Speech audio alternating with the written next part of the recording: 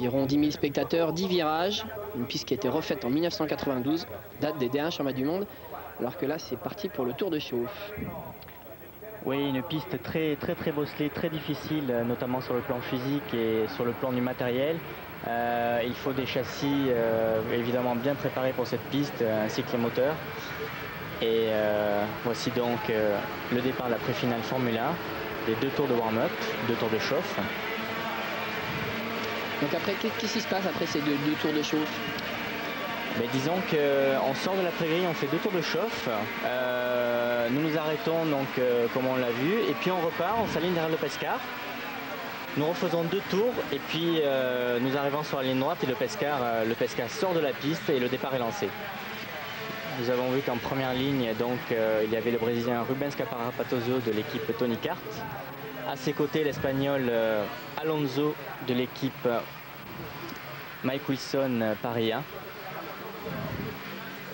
Ensuite, en seconde ligne, on trouve André Nicastro, nouveau venu chez Suzuki Ital System, avec Marino Spinozzi. Donc on voit que les Brésiliens font fort aussi en karting, puisqu'il y en a 2 dans les 3 premiers au départ de cette pré-finale de la Formula. Donc la pré-finale qui servira à déterminer la grille de départ de la finale, alors que c'est parti. Voilà, départ donné, on a vu Alonso qui s'est bien aligné et un accrochage avec Venturi, le pilote cosmique. Mirko Venturi qui est sorti dès le départ. Voilà, mais par la suite, pas trop de problèmes pour les autres concurrents. Carapatoso a pris la tête, suivi d'Alonso, on revoit l'accrochage. Venturi, voilà, qui part à la faute, qui touche son adversaire et qui sort de la piste. Carapatoso donc à l'image, suivi d'Alonso, Nicastro, Spinozzi, un Tony Kart, Mike Wilson, Suzuki et un autre Tony Kart. A noter que dans cette phase finale du championnat du monde, seuls 2 Français étaient qualifiés. Johan Beno de l'équipe française Sodicart, donc le coéquipier de Laurent, ainsi que Ludovic Vegh qui défendait lui les couleurs de l'équipe Top Kart. Oui, c'est exact, Fabrice. Et les Français, ces 2 Français se sont bien illustrés, nous verrons par la suite. Voilà, Rubens Carapatoso qui maintient le leadership, suivi toujours d'Alonso, Nicastro, Spinozzi et le 5e qui est le champion d'Europe en titre, le portugais Campanico. Ah, une légère faute là d'Alonso qui a perdu quelques petits mètres sur son... On voit que la piste est très bosselée à cet endroit-là. Oui, très difficile, surtout le virage avant la ligne droite qui accusait beaucoup de bosses, donc c'était un léger piège, il fallait l'éviter. Alonso qui s'accrochait bien au leader Carapatoso. On voit que les 2 premiers font un petit peu le break sur la meute.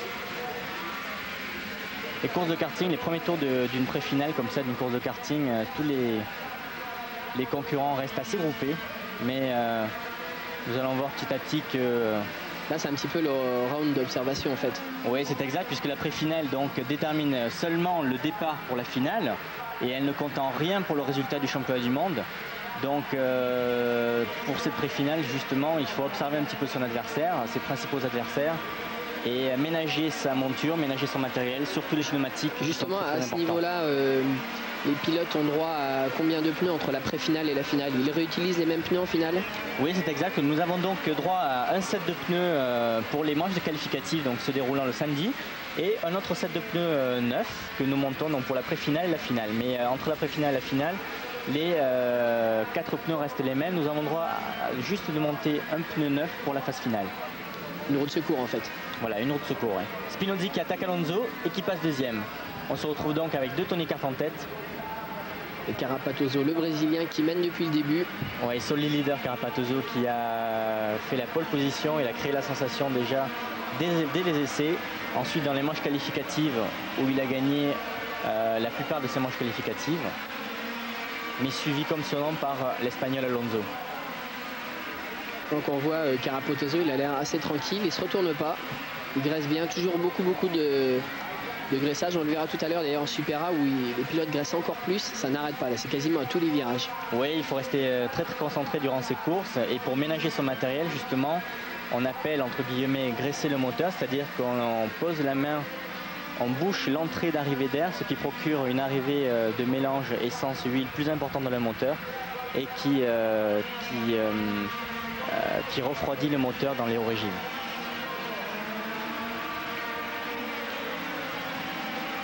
Donc on reste sur les mêmes positions, toujours Carapatoso en tête, suivi de Spinozzi, Alonso, Campanico 4e, pardon, Nicastro 4e, Campanico 5e.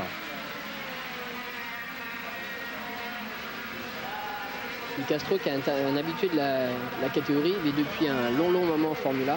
L'année prochaine, il sera obligé de passer certainement en Super A. Quelles sont les conditions d'accession à la Super A d'ailleurs? Les conditions d'accession à la Super A, il vous suffit juste de marquer un point, c'est-à-dire de rentrer dans les 12 premiers d'une des 4 courses du championnat d'Europe ou dans les 12 premiers du championnat du monde. Et si vous avez 17 ans, vous passez obligatoirement en Super A. Si vous n'avez pas 17 ans, la fédération vous permet de rester en Formule 1, ce qui a été le cas de Nicastro qui, lui, participe à son 3e championnat du monde. Et on l'attendait énormément avec son équipe, sa nouvelle équipe Suzutless. Mais malheureusement, Nicastro n'a pas visé le titre encore cette année. Ça a été très difficile pour lui, notamment, on le voit ici, le niveau de l'équipe Tony Kart, les deux Tony Kart ici, en l'occurrence Carapatoso et Spinozzi qui s'échappent un petit peu. Un Brésilien et un Espagnol, au moins ils se comprennent quand ils discutent ensemble.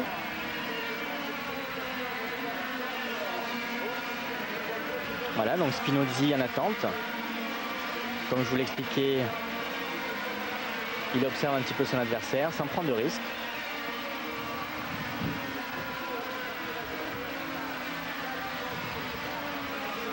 On voit que les deux pilotes Tony Kart ont fait un peu le trou là. Ils sont très proches en performance. Nicastro suit 3e mais déjà un petit peu décroché, alors que derrière c'est encore plus le trou. Alonso et Campanico ont perdu du terrain. En fin de course, ça a été un petit peu plus dur pour eux. Et comme je vous l'expliquais, début de course, tous les pilotes restent regroupés. Et puis petit à petit, on voit la différence du matériel qui se fait. C'est-à-dire les pneus montent en température, les moteurs s'échauffent. Et c'est de plus en plus difficile de maintenir le même rythme. Mais on le voit là, Carapatoso et Spinozzi le font en merveille. D'ailleurs, Carapatoso a réagi un petit peu face à la menace Spinozzi. On voit qu'il a repris un petit peu de champ. Il se retourne. Oui, mais il maîtrise parfaitement son sujet. Hein. Il sait d'autant plus que c'est son adversaire derrière, donc il ne court aucun risque. Ils vont assurer les deux premières places pour bien se positionner pour la phase finale, qui est la course qu'il faut gagner pour être champion du monde. Voilà, Carapatoso, Spinozzi, Nicastro. Que l'arrivée de la pré-finale est proche.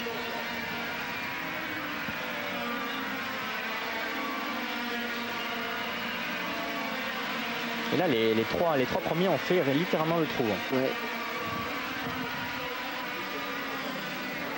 Dernier tour. Carapatoso toujours en tête. Spinozzi 2e, Nicastro 3e. Nicastro qui est un petit peu revenu en fin de course, mais c'est peut-être les deux Tony Kart Boys qui ont un petit peu levé le pied. Oui, je pense, ouais, ils ont assuré, ils ont vu que Nicastro ne pouvait tenter aucune attaque sur les deux premiers. Voilà. Et voici Carapatoso. C'est gagné pour Carapatoso, Spinozzi, Nicastro. Ça c'est le top 3.